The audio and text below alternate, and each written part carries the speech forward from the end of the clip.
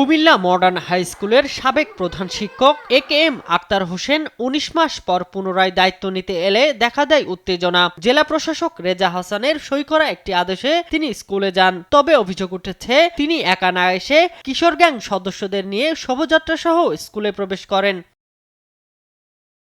ভিডিওতে দেখা যায় কিশোর গ্যাং লিডার তানজিম আব্দুল্লাহর নেতৃত্বে এই মিছিল স্কুলে প্রবেশের চেষ্টা করে। পরে শিক্ষক শিক্ষার্থীরা তাদের প্রবেশে বাধা দিলে হুমকি ও হামলার চেষ্টা করে কিশোর গ্যাংয়ের সদস্যরা।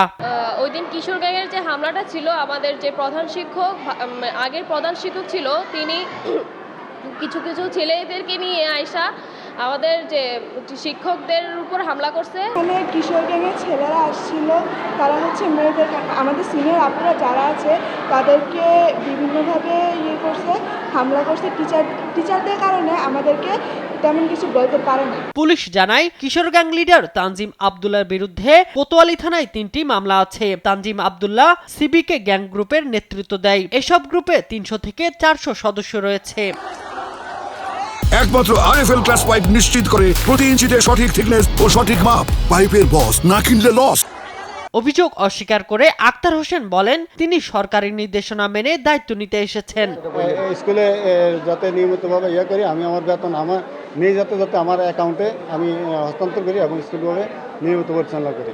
অতিরিক্ত জেলা প্রশাসক শিক্ষক আইসিটি উনি বলছে যে আপনি স্কুলকে আপনি দায়িত্ব পালন করেন। না, আমাকে তো মব সৃষ্টি করে জোর প্রবর্তন করেছে এবং সেটার এগেইনস্টে ডিসি মহোদয় একটা চিঠিও দিচ্ছে আমাকে করার জন্য। এদিকে ভারপ্রাপ্ত প্রধান শিক্ষক নুসরাত জাহান বলেন বহিরাগতদের উপস্থিতির কারণে বিশৃঙ্খলা সৃষ্টি হয়।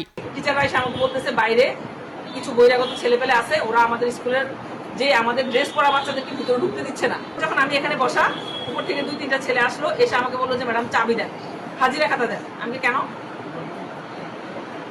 আমরা হেডমাস্টারের রুম খুলবো।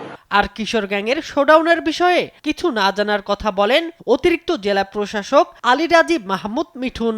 এই বিষয়টা যে কিশোর গ্যাং দিয়ে শোডাউন দিয়েছে বা দেয়নি, এই বিষয়টা আমার জানা নেই। আমি দাপ্তরিকভাবে এটা বলতে পারি না ভাই যে কে কাদেরকে নিয়ে গিয়েছে, আমি আসলেই জানি না। কারণ আমি তো এই এলাকার মানুষ না, কাজ করতে এসেছি, চাকরি করতে এসেছি। এই ঘটনাকে কেন্দ্র করে শিক্ষার্থী, অভিভাবক ও স্থানীয়দের মাঝে উদ্বেগ বিরাজ করছে।